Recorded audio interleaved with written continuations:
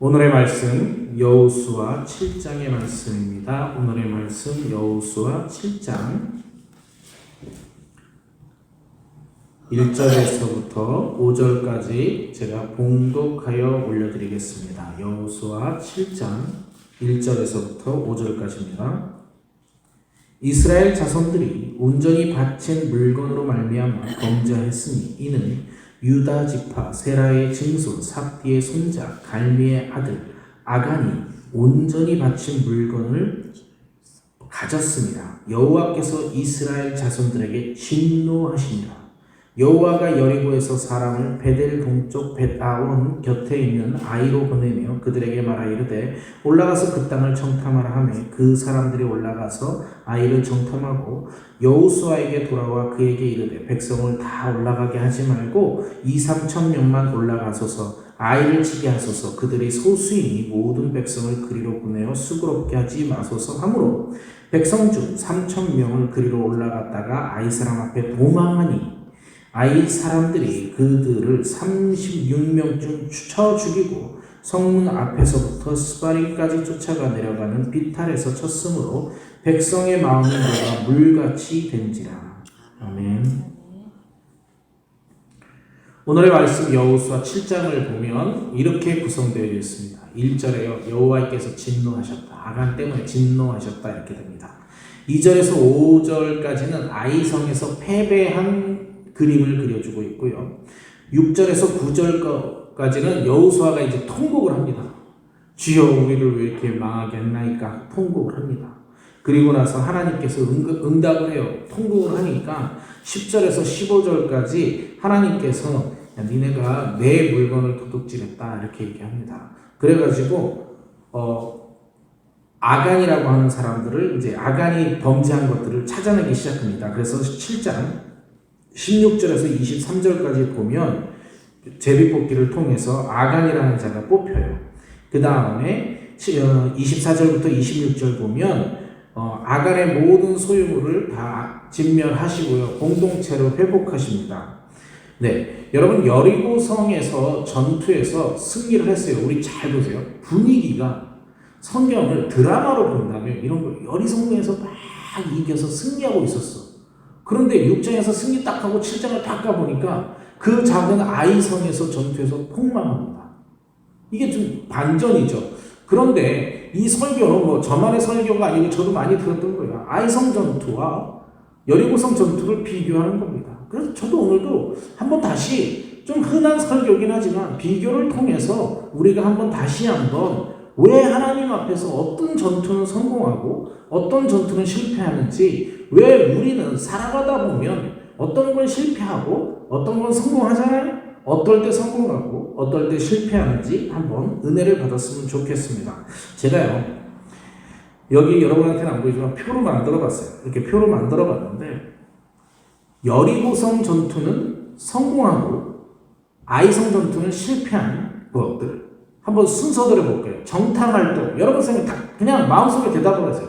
정탐활동 했나요 안 했나요? 둘 다 했어요. 차이점이 뭔가요? 정탐활동을 들어갔는데 하나님께서 라합이라고 하는 모든 것들을 예비해 놓으셨죠. 아이성 전투는 어떻습니까? 아무 말이 없어요. 그런 말이 없어. 그냥 사람이 올라간 겁니다. 정탐했어요. 정탐을 열심히 했어요. 이따가 얼마나 열심히 했는지 한번 볼게요. 그 다음에 하나님의 명령에 의한 하나님의 지시 여부. 여리고성은요. 하나님이 이렇게 전투하라고 했습니다.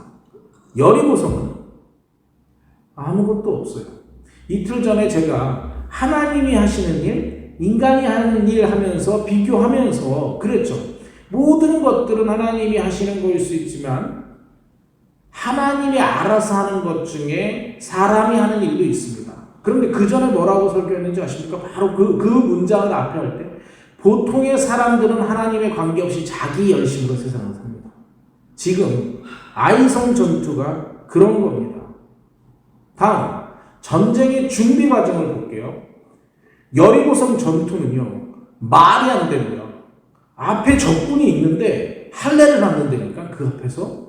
그런데 할례 받는 의미가 뭐예요? 내가 하나님의 백성이 되겠다. 내가 하나님과 함께 하겠다라고 하는 고백이죠. 그런데 아이성 전투 앞에서는 뭘 했습니까? 아이성 전투 앞에서요. 7장 마지막에 아간이 하나님의 재물을 훔칩니다. 여리고성 전투에서 승리한 승전물들은 전리품들은 온전히 하나님께 바치라고 했습니다. 그래서 온전히 하나님께 바친 겁니다. 근데 1절 보십시오.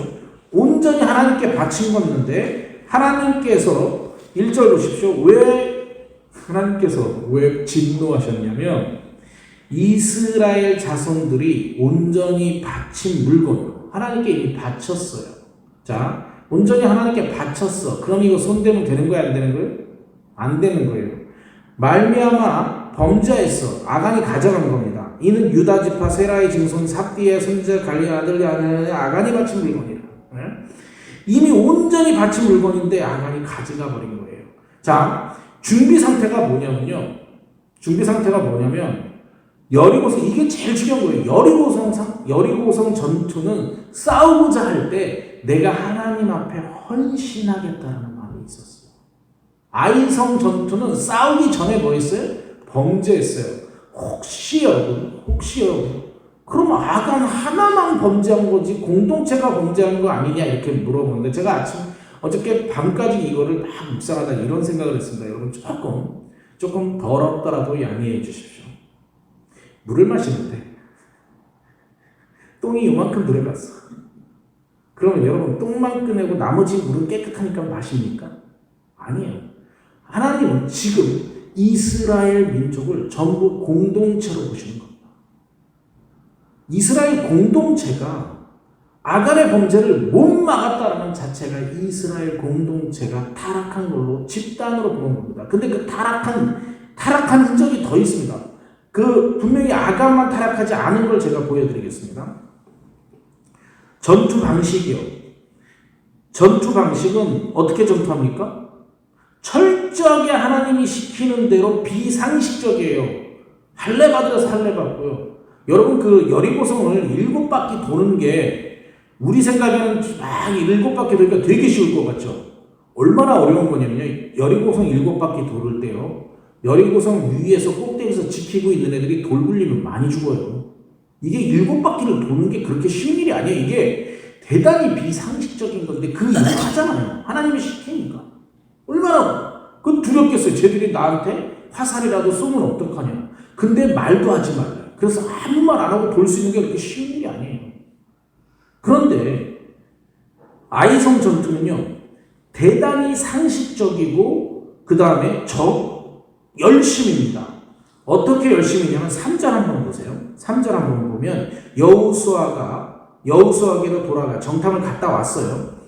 그들에게 이르되 백성을 다 올라가게 하지 말고 2-3천 명만 올라가서 아이를 치게 하소서. 그들이 소수이니. 자, 정확하게 여기서 그들이 소수이라고 말할 수 있는 거는 아이성을 봤다라는 얘기죠. 아이성도 들어가면 죽어요. 근데 아이성도 잘 보고 관찰하고 몇 명이나 있는지 보고 열심히 했어요. 얼마나 정탐을 열심히 했어요. 열심히 해서 보고를 하는 거예요. 하나님 없이 이렇게 열심히 하는 게 잘못된 보고를 할 수 있다고요. 자, 아까 제가 아간의 하나의 실수가 공동체 전체의 실수가 아니라고 얘기한 게요. 영적인 상태가 안 좋아지니까 나타나는 현상이 뭐냐면요. 정탐꾼도 자기 열심이에요. 또 하나 여기 나와 있지 않지만요. 3절 자체가 이렇게 해서 아이성의 여호수아가 3,000명을 보냅니다. 뭐가 또 잘못됐어요? 이 모든 일을 막을 수 있는 마지막 기회가 있어. 리더, 지도자가 기다려라. 하나님한테 물어야 된다. 기다려라. 그래야 되는데 그냥 바로 3,000명을 보냅니다. 그러니까 지금 잘 보세요. 공동체 전체가요. 아간 때문에 공동체가 버린 것 같지만 똥 때문에 버린 것 같지만 물 전체가 다 흐려져 버렸어요. 이미. 그러니까 영적으로 못 맞고 정탐꾼도 자기 열심으로 살고 그 다음에 여호수아도 자기 열심으로 그냥 그래 3,000명 소수밖에 안 돼. 그래 3,000명만 보내자. 그럼 승리하는 거지. 오케이 3,000명 보냈어. 어떻게 됐냐고요? 아이성 사람들한테요 36명이 죽었어요. 그래서 물이 자기들 이스라엘 민족의 마음이 물같이 녹았다라는 표현도 이거 뭐냐면요 겁먹은 거예요. 아이성 전투는 소수라고 그랬어요. 여리고성과 비교도 안 돼요. 제가요 이거 리서치하면서 보니까 여리고성이 얼마나 견고한 성이냐면요 여리고성이 이렇게 되어 있습니다. 성이 이렇게 있으면요 성이 이렇게 있으면 이렇게 내려오다가 극한 비탈면을 대고 다시 이렇게 돼 있어요. 이게 무슨 표현이냐면 우리가 성을 일자로 보통 생각하잖아요. 이 성은요 약간 비탈면으로 돼 있고요. 벽이 이중입니다. 이게 무슨 얘기냐? 기어 오르는 자체도 허락하지 않는 거예요. 먼저 좀 올라갔다가 기어 오르려면 위에서 돌만 굴려도 다 죽게 돼 있는 거예요. 그리고 성벽이 두께가 이격으로 되어 있고요. 성벽의 두께가 이만큼이 아니라 3.6m인가 그렇답니다. 이걸 어떻게 뚫어요? 이거를 뚫을 때는 아무렇게나 쉽게 뚫었어요.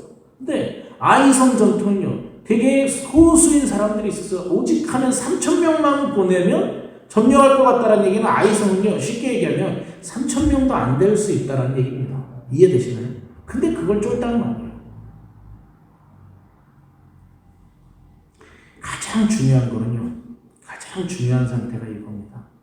전투에 임했을 때 이스라엘 민족은 할례를 받으면서 하나님의 백성이 되겠다라고 하는 거고요. 가장 나쁜 것은요. 아이성 전투는 자기들이 알아서 하는 거예요. 그냥 사람의 열심이에요. 하나님과 관계없는 거예요. 그러니까 망할 수밖에 없는 거예요. 저는 오늘 두 가지를 하나 묵상을 하려고 합니다. 첫 번째 하나는요. 우리가 살면서 제가 항상 마음속에 다짐하는 겁니다. 나를 포함해서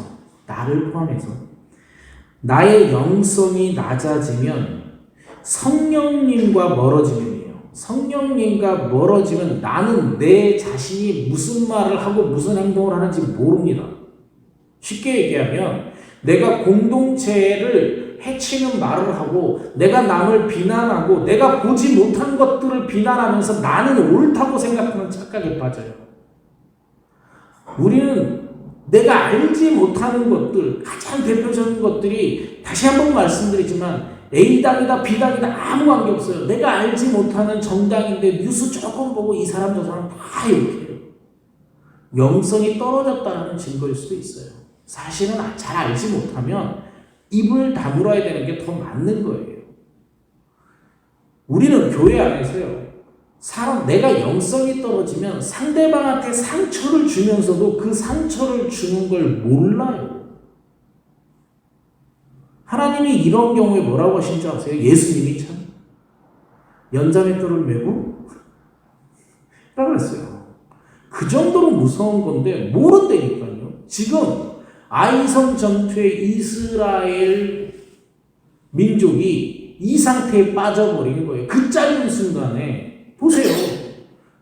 정탐꾼 열심히 나갔어요. 아무리 여호수아가 마음대로 해도요. 여호수아도 참모진이 있어요. 참모진이 그래도 단 한 명이라도 그래도 우리 하나님께 기도는 하고 결정해야 되지 않습니까? 이거 해야 돼요. 다 그렇게 하자 그래도 마지막으로 여호수아가 내가 하나님한테 기도할게 기다려봐라 이랬으면 이런 일이 벌어지지 않는 거예요. 근데 공동체가 다 파괴된 거예요. 여러분 나 하나가 물들은 거는요. 사실은 공동체가 파괴되었을 수도 있어요. 여러분 보시기에 내가 목사답지 않다라고 한다면 사실은 우리 예은 공동체가 문제가 있을 수도 있는 거예요. 반대로요. 여러분 중에 누가 한 명이 쟤는 정말 크리스찬 같지가 않아. 쟤는 정말 문제가 있어라고 한다면 사실은 내가 뭔가를 잘못하고 있는 거예요. 그분께 하나님의 메시지를 못 전하고 있는 거예요. 이게 공동체. 하나님은 지금 절대로 아간 혼자만의 벌로 두지 않으셨습니다. 그래도 아간이 잘못한 거지 그렇게 생각하시면 안 돼요. 하나님이 아간 하나의 범죄를 아간만 혼내신 게 아니라고요. 이스라엘 민족 전체를 혼냈어요. 오늘 아침 우리가 다시 기도할 거는 이렇게 기도했으면 좋겠습니다. 하나님, 나의 영성이 떨어지지 않게 달라고. 내가 하나님과 친밀함이 계속적으로 유지하게 돼서 내가 무슨 일을 하고 있는지 깨닫게 해달라고 기도했으면 좋겠습니다. 또 하나, 하나님, 내가 우리 옛 공동체를 해치지 않도록 하게 도와달라고 기도하셔야 돼요. 하나님, 내가 우리 가족을 해치지 않게 해달라고. 남편이 아내 때문에 외롭거나 힘들어 죽겠는데 자기는 아무것도 모르고 하고 있어. 아내가 남편 때문에 힘들어 죽겠는데 자기는 아무것도 모르고 하고 있어. 영성이 떨어진 겁니다. 살필 수 있어야 돼요. 자기 자식이 부모 때문에 죽어가고 있는데 쟤는 왜 저래? 그러면 안 되죠. 예, 자기 영성이 떨어진 거예요. 자기 영성이 가장 높아질 때가 언제냐면요. 타인에 대한 연민의 감정이 많이 생기고요. 타인에 대한 배려가 많이 생기고 옆 사람, 내 옆에 있는 사람을 조심할 때가 사실은 영성이 높을 때예요. 그래야 삶에 문제가 없어요. 보세요. 영성이 떨어져가지고요. 우리 아내한테 안 그러는데 제가 뭐 하나 해가지고 아내를 팍 찔러버리면 아내가 팍 화가 나가지고 집에서 우리가 부부싸움을 막 했다고 생각해봐요. 인생 실패한 거예요. 그런 집이 지옥이 되는 거예요. 그런데 뭔가를 하나 잘해가지고 서로 따뜻한 걸 넣고 따뜻한 말 한마디 하면 그 집이 평온한 거예요. 따뜻한 말 한마디가 여리고성이 되는 거고요. 신경질 나는 말 한마디가 아이성 전투가 되는 거예요. 그런데 우리는 교회에서도 그렇고 집안에서도 그렇고 사실은 대부분 아이성 전투를 더 많이 하죠. 그죠? 그렇지 않나요? 저도 그래요. 그래서 다시 한번 오늘 아침에 예배에 나오신 여러분께 축복합니다. 내 영성이 높아지게 해달라고. 하나님, 내가 하나님과 친밀하게 해달라고 기도하는 아침이 되었으면 좋겠습니다. 그리고 내가 우리 공동체를 해치지 않게 해달라고. 우리 공동체에 선한 영향력을 미칠 수 있는 사람이 되게 해달라고 기도했으면 좋겠습니다. 한번 이렇게 생각해 볼게요. 여러분, 제 설교 말고요.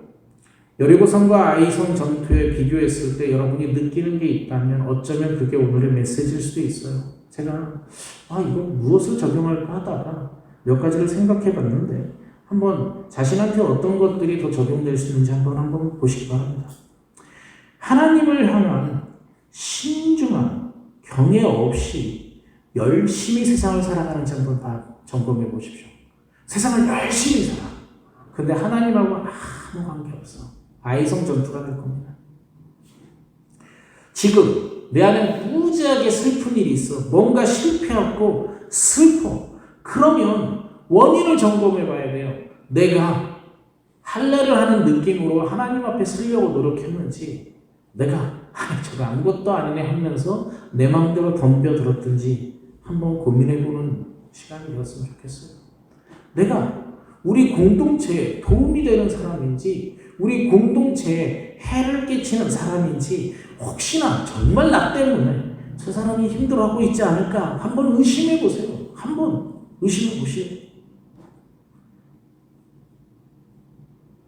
인생을 살면서 결단하시기를 부탁드립니다. 하나님 없이는 삶을 승리할 수 없습니다. 하나님 없이는 삶을 승리할 수 없어요. 내 교만 때문에 오늘도 내 교만대로 살아가는지 한번 점검했으면 좋겠어요. 오늘도 자기 마음대로 살거든요. 자기 마음대로 살아. 그러면서 나는 하나님 때문에 열심히 살았다고 착각하는 수가 있습니다. 여러분, 이 모든 것들을 한번 점검하는 아침이 되었으면 좋겠습니다. 영성이 떨어지면 자신은 무슨 일을 하는지 모릅니다. 나는 나의 영성이 떨어지면 내가 무슨 일을 하고 있는지 전혀 알지 못합니다. 이 아침에 나의 영성을 한번 점검하고 하나님과 친밀해지는 시간을 갖기를 축복드립니다. 기도하시겠습니다.